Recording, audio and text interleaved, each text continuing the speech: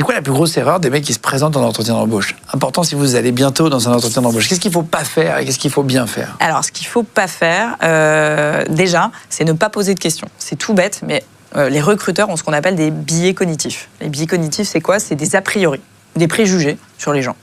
Par rapport à leur propre histoire, clichés, préjugés, croyances, etc. C'est ce qu'on appelle aussi le biais de la première impression. Et c'est-à-dire que cette première impression, on l'a tous. Hein. C'est-à-dire qu'en 20 secondes, j'ai une impression soit positive, soit négative de toi. Par rapport à plein d'infos que mon cerveau va choper sur ta tenue, sur ta manière d'être, ton attitude, un sourire, même ta poignée de main. C'est triste à dire, mais mon cerveau va avoir une impression positive ou négative. C'est important la poignée de main. Ouais, clairement. Mais du coup, ce biais-là, il est pernicieux parce que du coup, ton cerveau, enfin le cerveau du recruteur, va faire en sorte de vouloir absolument venir confirmer cette première impression et d'oublier toutes les autres informations.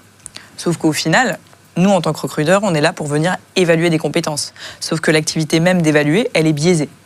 Donc c'est compliqué pour un recruteur parfois de conscientiser ses biais. Mais du coup, le candidat, il peut jouer, donc conseil au candidat, jouer avec ça, entre guillemets, essayer de créer un biais d'ancrage très positif en ayant déjà une tenue adaptée, en ayant une attitude positive, dynamique, un super sourire, en posant des questions. Parce que pourquoi? Il y a beaucoup de recruteurs qui pensent que les gens qui ne posent pas de questions ne sont pas motivés. C'est une croyance, ce n'est pas une vérité. Donc prenez des notes, posez des questions, renseignez-vous à minima sur l'entreprise la avant. société et l'entreprise en amont.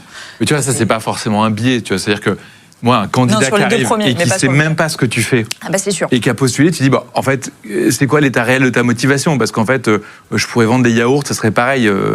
Oui, t'as rien complètement. compris. Se renseigner. Pour moi, ça joue, hein. Faut bosser un peu l'entretien. Ouais. Quoi. Ouais. En Et gros, bosser c'est aussi ça le conseil. Exactement. Et bosser la manière de se présenter. Comment vous allez restituer votre parcours d'une certaine manière, tu vois. Il y avait un homme politique qui disait qu'avant chaque entretien, même dans la vie privée, hein, c'est-à-dire que s'il allait rencontrer un machin, hein, il travaillait son rendez-vous rapidement, mais il savait que le mec venait de telle ville, machin, et il trouvait 5 points d'accroche, justement.